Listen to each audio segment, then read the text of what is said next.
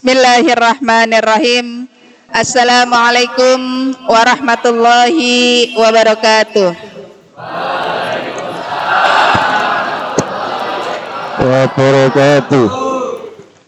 Hamdan wa syukran lillah, salatan wa salaman ala rasulillah wa ala alihi wa mawala, la hawla wa la quwata illa billah. Asyhadu an la ilaha illallah wahdahu la syarikalah wa asyhadu anna Muhammadan abduhu wa rasuluh la nabiyya ba'da. Amma ba'du. Yang terhormat Bapak Ibu Dewan Guru serta anak-anakku sekalian yang Ibu banggakan. Alhamdulillah di pagi hari ini kita dapat bertemu kembali, bertatap muka dalam rangka mengikuti kegiatan pesantren Ramadan di SMP Islamic Center ini, yaitu di hari kedua. Alhamdulillah sudah ada bersama-sama dengan kita penyaji materi pada hari ini, yaitu Bapak Wiji Wiana SAG. Assalamualaikum Pak Wiji. Waalaikumsalam warahmatullahi wabarakatuh. Gimana kabarnya Pak Wiji? Alhamdulillah kita hari ini sehat, Bu. Sehat ya Pak ya? Alhamdulillah. Iya. Hari ini mau ngasih materi apa nih Pak Wiji? Yaitu implementasi sholat dalam kehidupan sehari-hari. Oke, baik. Anak-anakku sekalian, alhamdulillah ya. Hari ini Bapak penyaji kita sudah siap akan menyampaikan materinya yang berjudul tentang implementasi sholat dalam kehidupan sehari-hari. Namun sebelumnya Ibu informasikan terlebih dahulu bahwasanya Pak Wiji ini adalah guru SMP Islamic Center. Beliau mengajar pelajaran IPS ya. Namun sebelumnya beliau selalu aktif berkecimpung di bidang keagamaan karena beliau juga sarjananya adalah sarjana agama ya. Insya Allah kita akan dengarkan bersama-sama materi yang akan disampaikan oleh beliau yang sangat menarik sekali buat kita karena ini menyangkut kehidupan kita sehari-hari. Baik, silakan kepada Bapak Wiji untuk menyampaikan materinya.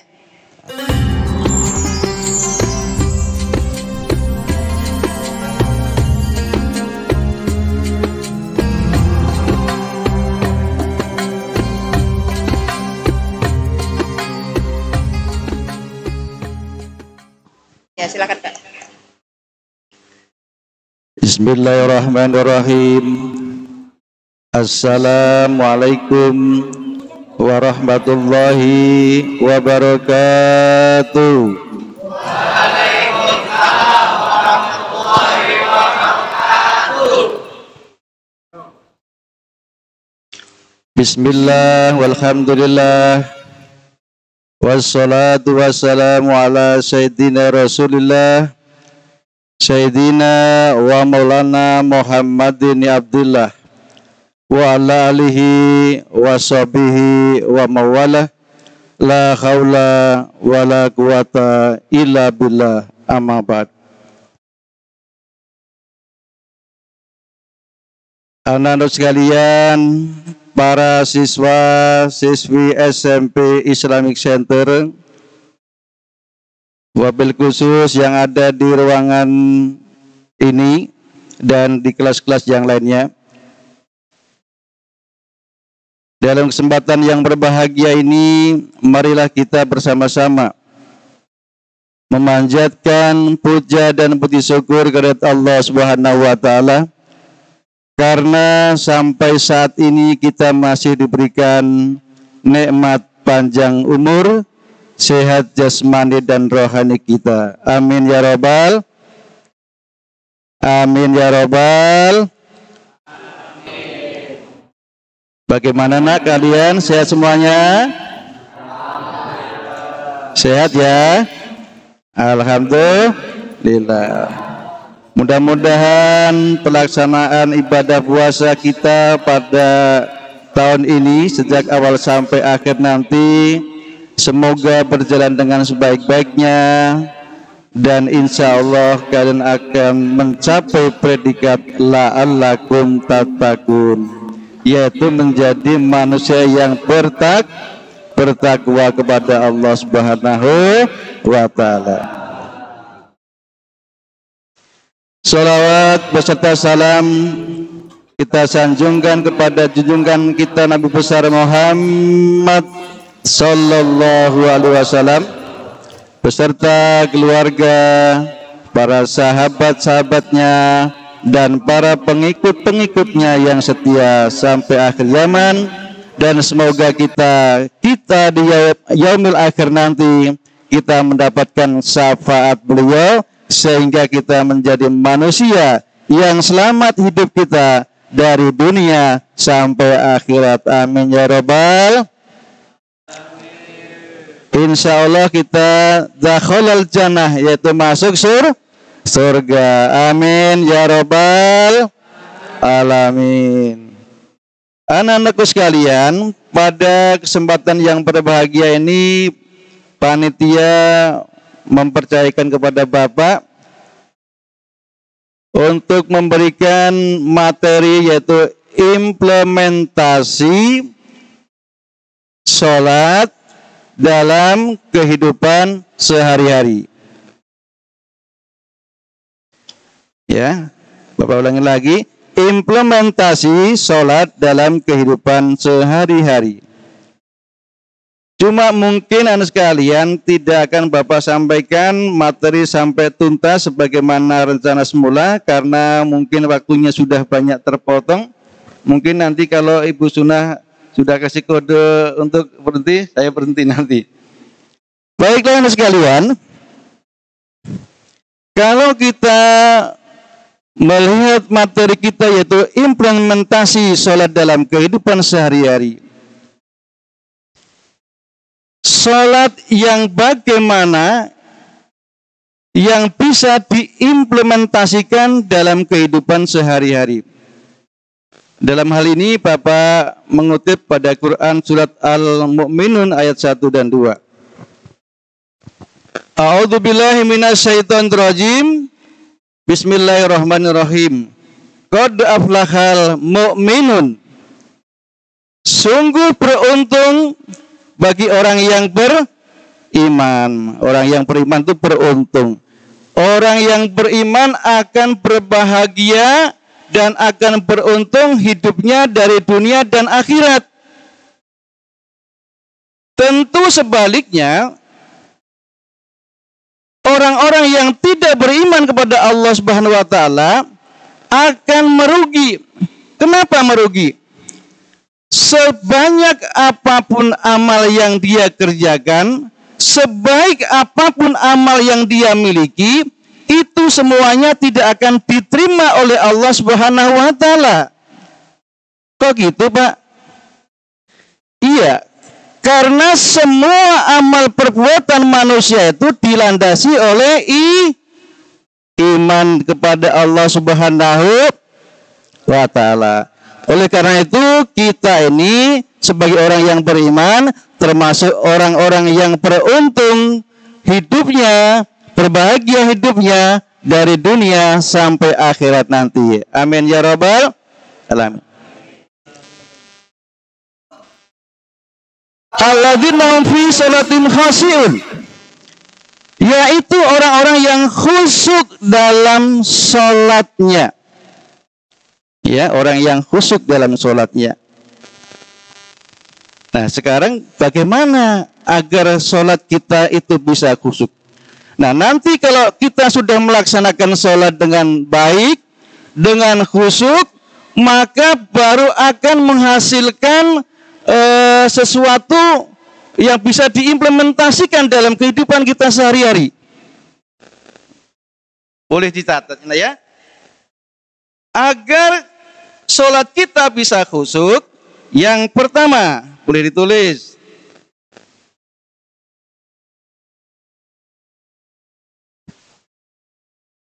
Agar sholat kita bisa khusyuk, yang pertama kita diusahakan untuk paham apa yang dibaca.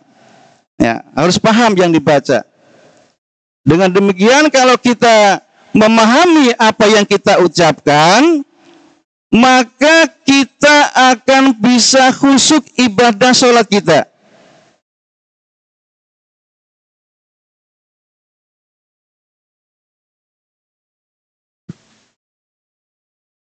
Yang kedua, agar sholat kita bisa khusyuk adalah ingat kepada Allah. Jadi ketika kita sholat itu, kita pusatkan hati dan pikiran kita, jasmani dan rohani kita, bahkan sampai tulang rusuk kita berlaku khusyuk kepada Allah Subhanahu wa taala, mengingat Allah Subhanahu wa taala. Wa aqimis sholata lidzikri, dan laksanakan sholat untuk mengingat aku. Quran surat Toha ayat 14. Jadi ketika kita sholat itu, maka kita hanya mengingat Allah Subhanahu wa taala. Nah, kalau kita sudah bisa berlaku khusyuk itu, insya Allah nanti ada yang bisa diimplementasikan dalam kehidupan sehari-hari. Tetapi kan kebanyakan kalau khusyuk itu biasanya melalui proses. Kalau masih usia muda-muda atau remaja begini, untuk khusyuk kadang-kadang sangat sulit sekali. Karena ketika sholat itu kadang-kadang pikiran kita melayang kemana-mana. Ingat A, ingat B, ingat C, ya. Peristiwa-peristiwa dalam kehidupan sehari-hari kadang-kadang muncul dalam benak pikiran kita. Dengan demikian akan mempengaruhi sholat kita tidak bisa khusyuk. Nah, untuk bisa khusyuk ini perlu pembelajaran. Ya, coba. Nah, bagaimana agar bisa khusyuk? Nah, itu harus kita pelajari. Kita pelajari sendiri. Bagaimana agar kita bisa melakukan sholat dengan khusyuk? Misalnya, ini kalau Bapak. Ketika takbir pertama, itu lepaskan dulu urusan duniawi. Lepaskan urusan, kalau Bapak sudah tidak akan mengingat istri lagi. Bapak tidak akan mengingat anak lagi. Bapak tidak akan mengingat masalah-masalah kehidupan lagi. Yang diingat Allahu Akbar. Jadi yang diingat Allah Subhanahu wa ta'ala. Ingat pada takbir pertama, ya, pusatkan pikiran, hati kita, jiwa dan raga kita hanya untuk mengingat Allah. Pas takbir pertama, Allahu Akbar. Pas kliknya itu klik ingat Allah. Nah, ketika dalam perjalanan kita ada Bismillahirrahmanirrahim, Alhamdulillahi Rabbil Alamin. Tiba-tiba pikiran kita ingat, aduh, masih punya utang. Bapak ini punya hutang nih. Kalau kalian, waduh, tadi saya dimarahi sama Bu Ustadzah Sunnah di kelas. Kadang-kadang kita segitu, ya.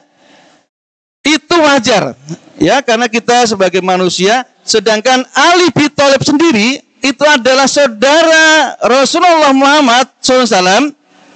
Ketika itu diuji tentang kekhusyuan sholatnya. Siapa yang bisa khusyuk akan mendapatkan baju sholat saya. Nah, ketika itu ya, para sahabat sholat, siapa yang paling khusyuk? Nah, Ali bin Thalib, Allahu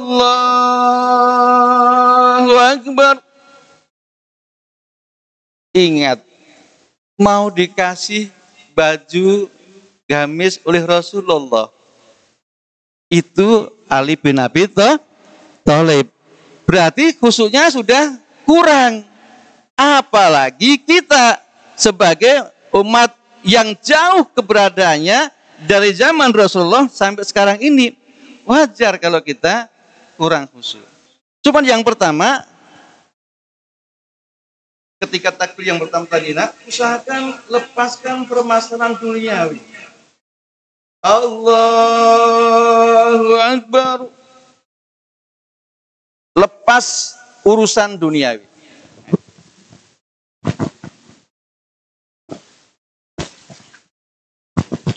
Kemudian yang ketiga, agar sholat kita khusyuk, yang ketiga adalah sholat berarti munajat kepada Allah. Munajat kepada Allah. Jadi sholat itu adalah bermunajat kepada Allah. Karena sholat itu adalah doa. Ya. Bermunajat kepada Allah. Jadi pikiran dan perasaan orang yang sholat harus selalu mengingat dan jangan lengah atau lalai dalam sholatnya. Yang dimaksud lalai apa, nak? Orang yang lalai dalam sholatnya. Ada yang tahu? Orang yang lalai dalam sholatnya. Ya. Orang yang lalai dalam sholatnya bisa dicatat dalam kitab dalam kitab Jalalain, yang dimaksud dengan lalai dalam sholatnya,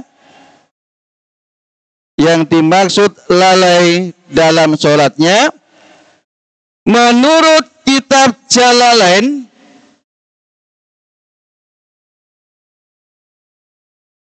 ayat 4 dan 5 surat Al-Ma'un, ayat 4 dan 5 surat Al-Ma'un,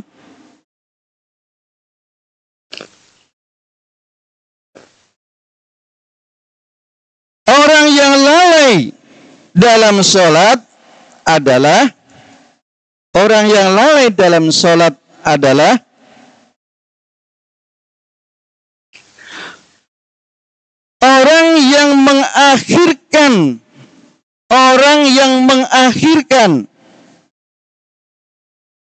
sholat dari 5 waktu. Jadi orang yang lalai dalam sholat itu adalah orang yang selalu mengakhirkan sholat 5 waktunya. Jadi kita menunda-nunda. Jadi orang yang lalai dalam sholatnya itu orang yang selalu menunda-nunda sholatnya. Misalnya waktu subuh jam berapa? Sin? Jam berapa subuhnya? As-salatu khairum minan naum. Salat itu lebih baik. Tapi ada yang dibalik. Salat itu katanya lebih baik daripada tidur. Dibalik, tidur itu lebih baik daripada salat. Tarik selimut lagi dari ujung kaki sampai kepala. Ngorok. Sin, bangun. 5 menit lagi, Pak. Sin, bangun. 5 menit lagi, Pak. Akhirnya sampai jam 6. Na'udzubillah min dzalik. Ya. Baik, kan sekalian, kita sekarang masuk pada implementasi sholat dalam kehidupan sehari-hari. Ya. Yang pertama, implementasi sholat dalam kehidupan sehari-hari yaitu agar kita menjaga kebersihan. Menjaga kebersihan.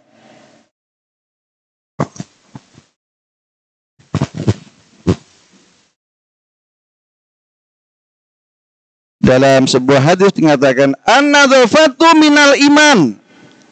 An-nadzafatu minal iman. Ya.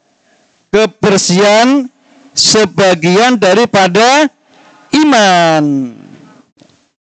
Jadi kebersihan adalah sebagian dari iman. Kita sebagai orang yang beriman sudah seharusnya menjaga kebersihan baik lingkungan, badan, pakaian yang kita miliki. Karena untuk syarat sahnya sholat, salah satu syarat sah sholat adalah bersih. Bersih apanya? Bersih pakaiannya, bersih badannya, bersih tempatnya. Jadi Islam itu mengajarkan tentang kebersihan. Jadi kalau orang Islam seharusnya selalu dalam keadaan bersih, menjaga kebersihan. Selain itu kebersihan adalah pangkal kesehatan. Nah, kalau itu an-nadzafatu minal iman. Kebersihan adalah sebagian daripada iman. Ya. Bersih dari apa, nak? Yaitu bersih dari hadas dan najis. Baju kita bersih dari najis. Kemudian tempat sholat kita, sajadah kita juga bersih dari najis. Kemudian kita terhindar dari hadas, baik hadas besar maupun kecil. Jadi bagi orang yang sudah melaksanakan sholat, mendirikan sholat, ya, antara mendirikan dengan mengerjakan beda, nak. Ya, orang yang mendirikan sholat itu merasa ketika sholat itu khusyuk dan merasa dalam kehidupan sehari-harinya selalu diawasi oleh Allah Subhanahu wa taala melalui para malaikat-malaikatnya yang tugasnya mencatat amal perbuatan manusia. Awas, ingat, orang yang mendirikan sholat itu dalam pelaksanaan sholatnya yaitu berlaku khusyuk.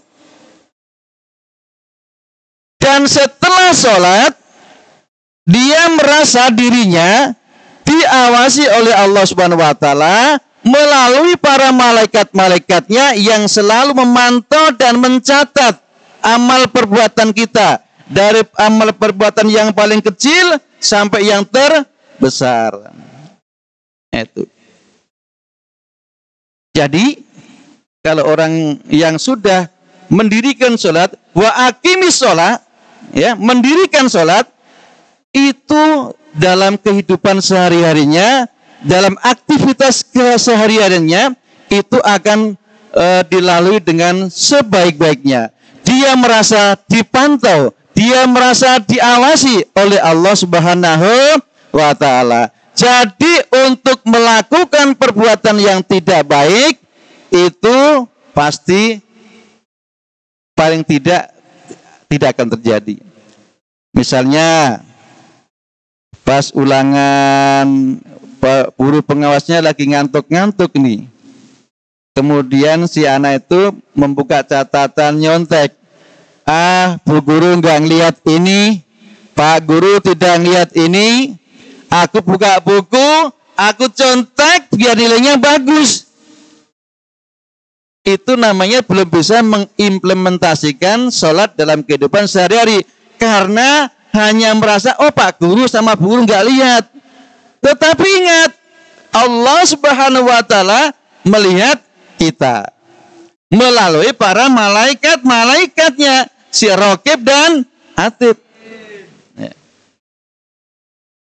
Tetapi kalau orang yang hanya sekedar mengerjakan sholat, habis mengerjakan sholat ya sudah. Dia tidak merasa dirinya dipantau, dilihat, diawasi oleh Allah Subhanahu wa taala melalui para malaikat-malaikatnya. Oke, itu ya. Kemudian yang kedua,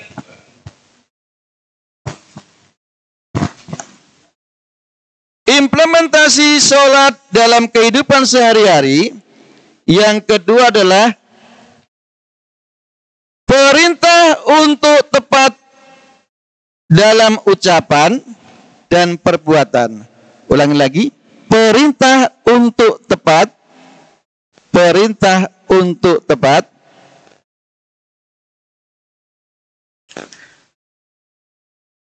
dalam ucapan dan perbuatan.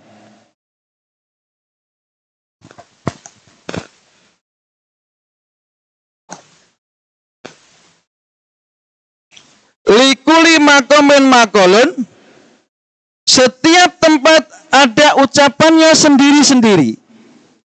Walikuli makolun makomun, dan setiap ucapan ada tempatnya sendiri-sendiri.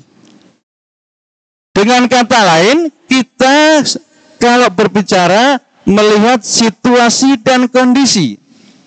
Nah, misalnya bicara dengan teman-temannya.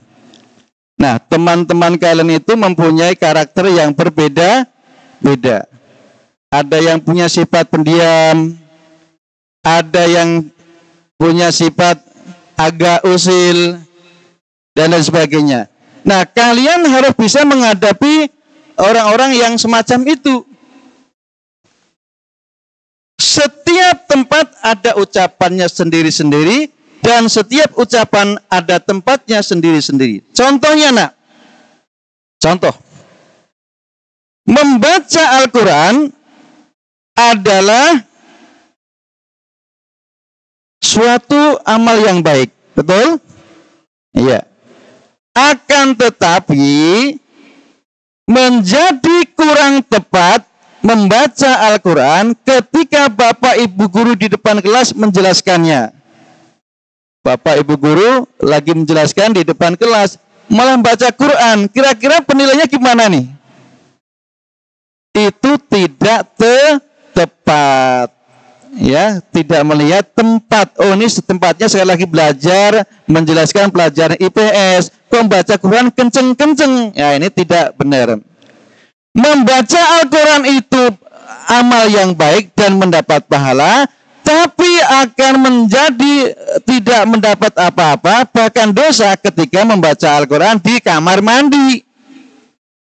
Itu namanya tidak bisa menempatkan pembicaraan pada tempatnya. Contoh kedua, membicarakan bisnis. Tawar-menawar itu adalah perkara yang boleh dan baik tentunya untuk menafkahi kehidupan keluarganya, anak dan istrinya. Akan tetapi, jika percakapan ini dilakukan pada saat ibadah sholat Jumat, tentunya percakapan ini menjadi tidak baik. Pas lagi khotib membacakan khutbahnya, malah ngajak ngobrol temannya tentang bisnis. Ya. Burung daramu harganya berapa? 100.000. Diomongkan di masjid ketika ada khutbah Jumat. Ya. Itu yang kedua.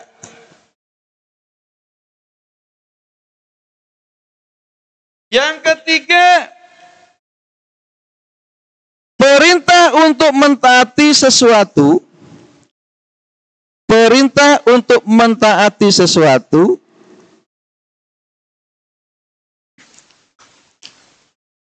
yang ia lebih berkuasa,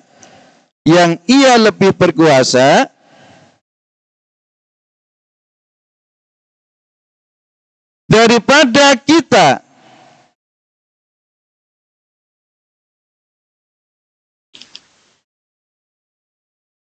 Dalam kurung pimpinan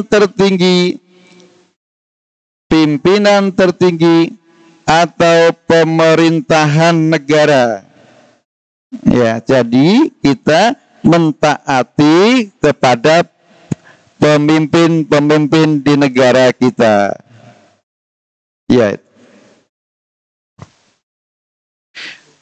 Lalu apa kaitannya dengan sholat? Jadi sholat merupakan ketaatan kepada Allah Subhanahu wa Ta'ala. Sedangkan contoh real dalam kehidupan sehari-hari adalah rakyat wajib mentaati penguasanya. Tentunya dalam hal-hal yang tidak melanggar aturan Allah Subhanahu wa Ta'ala. Karena menentang penguasa, baik dengan metode demonstrasi, menyebarkan berita-berita hoax, itu bukanlah etika yang terpuji, bahkan akan menimbulkan dampak yang tidak baik. Nah, misalnya kalau kita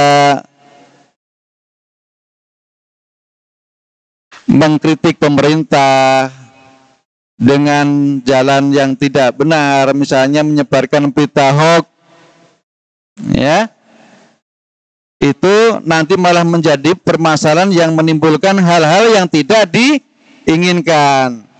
Ya, jadi kalian harus berhati-hati, mempunyai alat komunikasi harus bijaksana dalam penggunaannya, jangan sampai menimbulkan hal-hal yang tidak diinginkan.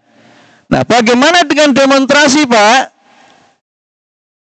Sebatas yang bertujuan kebaikan untuk mengingatkan pemerintah, sebatas tidak menimbulkan keonaran yang menimbulkan kerugian baik materi maupun non materi, ya, disampaikan dengan baik, itu boleh-boleh saja. Jadi kita mentaati kepada pemerintah itu wajib, ya, selama pemerintah itu dalam kebenaran. Jadi implementasi sholat dalam kehidupan sehari-hari, karena sholat itu merupakan ketaatan kita kepada Allah Subhanahu wa Ta'ala, bisa diimplementasikan ketaatan kepada pemerintah. Ya, anak-anak sekalian, kemarin ada demonstrasi mahasiswa di Jakarta. Ya, tujuannya adalah untuk sebagai koreksi terhadap pemerintah. Ya, alhamdulillah hasilnya bagus. Selama untuk kebaikan, untuk meluruskan pemerintah yang mungkin selamanya tidak benar, itu diperbolehkan saja, karena alam demokrasi. Itu yang ketiga. Jadi ada dalil yang menyatakan ketaatan kita kepada pemerintah, yaitu dalam surat An-Nisa ayat 59, Atiullah wa Rasul, ya, Atiullah wa ati Rasul wa ulul amri minkum. Ya. Taatlah kepada Allah, taatlah kepada Rasul, dan taatlah kepada penguasa. Tetapi Bapak tegaskan lagi tadi, selama penguasa dalam garis jalan yang benar, itu kita wajib mentaatinya. Tetapi kalau sudah tidak sesuai, maka boleh diperkenankan kita mengkritiknya, tapi dengan cara yang baik. Karena ini alam demokrasi, boleh saja dan dilindungi oleh negara, sebatas untuk tujuan kebaikan. Kemudian yang keempat, hendaknya melakukan sesuatu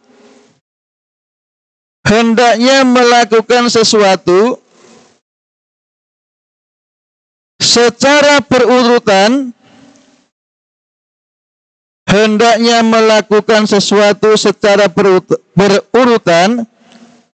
mulai yang paling utama. Hendaknya melakukan sesuatu secara berurutan, mulai dari yang paling utama.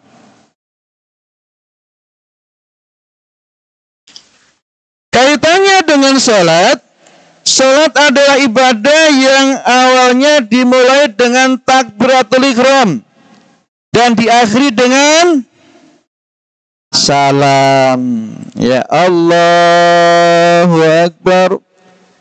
Dan diakhiri dengan Assalamualaikum warahmatullah. Ya.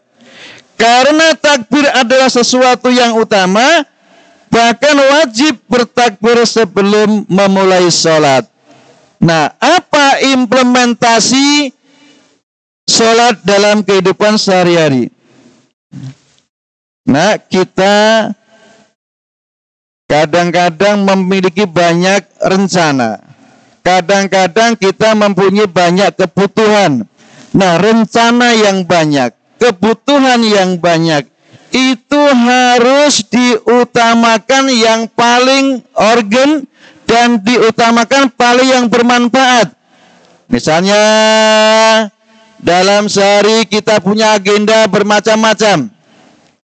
Nah, dari berbagai macam agenda ini, kita buat namanya apa? Skala prioritas.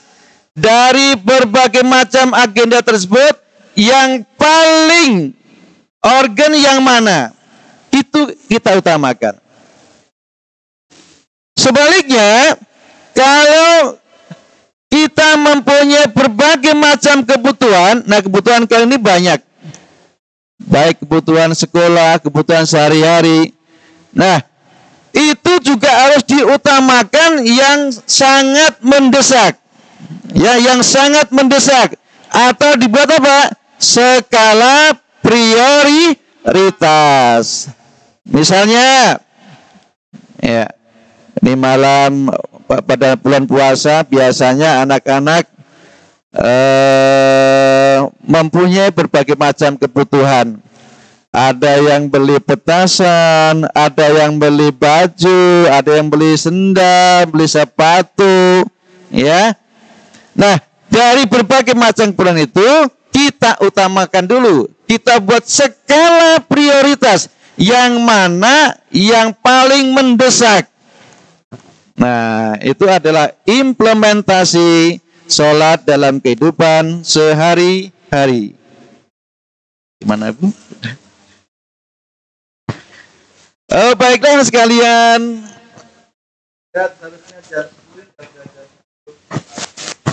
7 menit.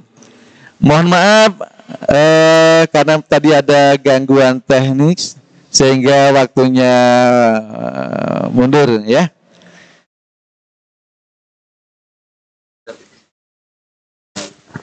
Ya, terima kasih kepada Pak Wiji yang sudah menyampaikan materinya tentang implementasi sholat dalam kehidupan sehari-hari.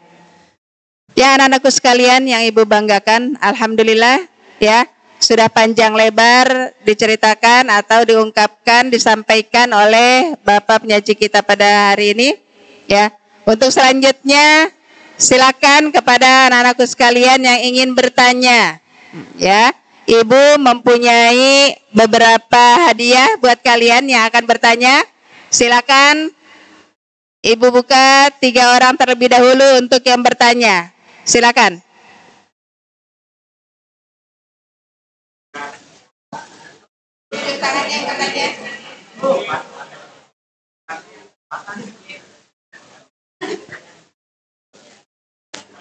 Atau mungkin ada yang bertanya dari anak-anak sekalian yang ada di kelas-kelas ya. Silakan untuk memberikan pertanyaannya.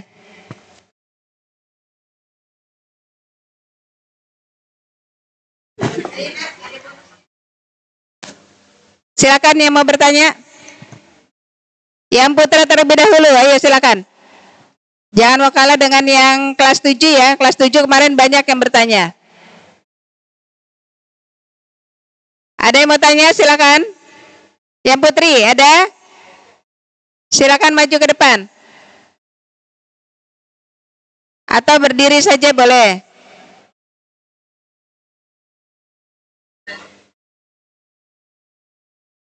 Yang putra?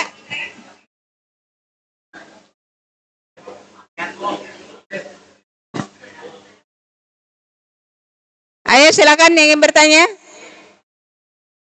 Nggak ada? Kalau nggak ada sayang nih hadiahnya nih. Hadiahnya ada Al-Quran, ya, ada buku, ya, ada buku bacaan bimbingan sholat, ya. Kemudian juga ada Silver Queen, ya. Silakan siapa yang mau.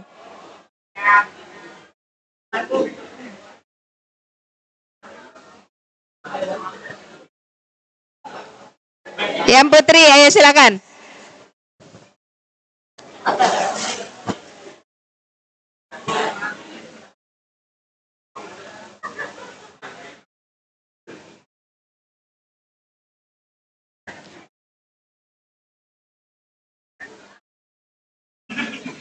Silakan berdiri, nah, yang ingin bertanya.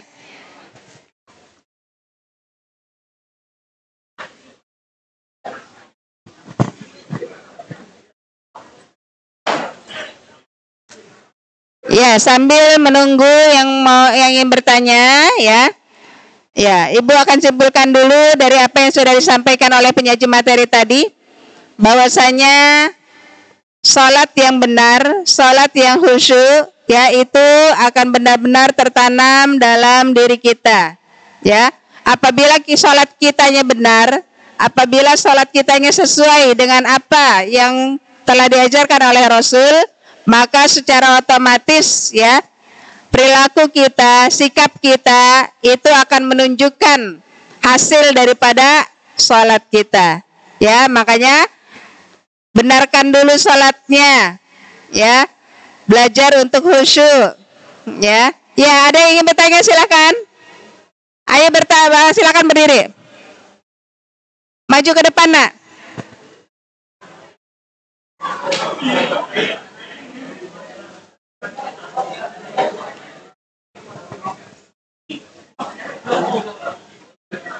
Ya, ini ada teman kita yang ingin bertanya, silakan.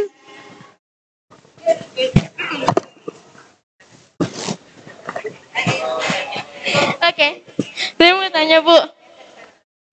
Perintah untuk menaati sesuatu yang lebih berkuasa daripada kita itu maksudnya gimana? Lagi-lagi pertanyaannya. Perintah untuk menaati sesuatu yang lebih berkuasa daripada kita itu maksudnya gimana? Ya, silakan kepada Pak Wiji untuk menjawabnya. Pertanyaannya yaitu perintah bagaimana?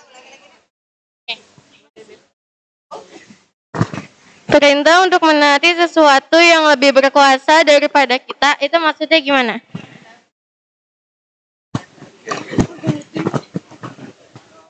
Oke deh. Ya, silakan Pak Wiji untuk Ananda Kaila ya. Kaila kelas 81 ya. Ya, Amanda Kaila dari kelas 8 ke 1. Ini teman kalian berani bertanya. Maksudnya untuk menaati orang yang lebih berkuasa tadi ya. Sebagaimana yang Bapak sampaikan tadi dalam sebuah hadis, atiullaha wa rasul wa ulil amri minkum. Taatilah Allah, taatilah Rasul, dan taatilah ulil amri minkum, itu adalah pemerintahan. Ya. Jadi yang dimaksud yang berkuasa itu adalah pemerintahan. Ya. Jadi kita bertaat itu ada taat pada Allah, taat pada Rasul, taat pada uli amri minkum, yaitu pemerintah. Nah, taatnya itu sebatas apabila pemerintah itu dalam garis yang benar, kita wajib taat. Ya, apa yang diinstruksikan pemerintah kita taati. Tentang instruksi prokes kita taati misalnya ya. Tetapi kalau pemerintah sudah misalnya tidak sesuai dengan kebenaran, kita boleh memberikan kritik atau saran. Ya, bisa dipahami? Terima kasih. Ya, demikian ya Amanda ya yang sudah disampaikan. Selanjutnya silakan yang ingin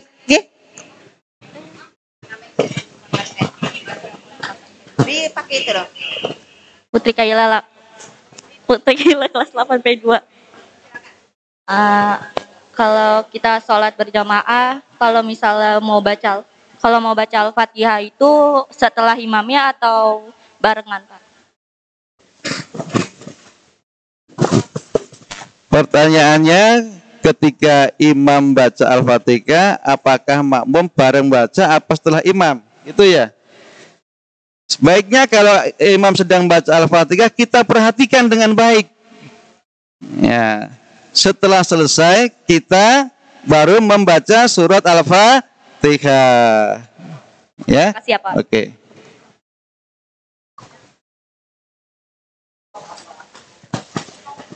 Oke, baik. Karena tadi sudah bertanya, Ibu akan berikan hadiah ya. Yang pertama untuk Amanda Kaila.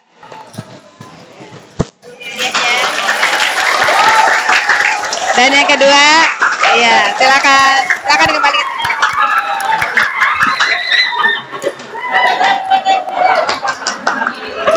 Ya, masih ada 4 lagi. Nah, masih ada 4 lagi hadiahnya. Silakan yang ingin bertanya, masih ada kesempatan. Ayo, siapa lagi?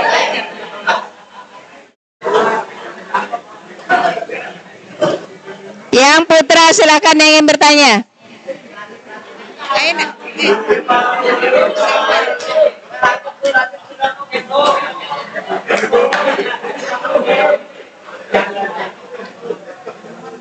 ada tidak?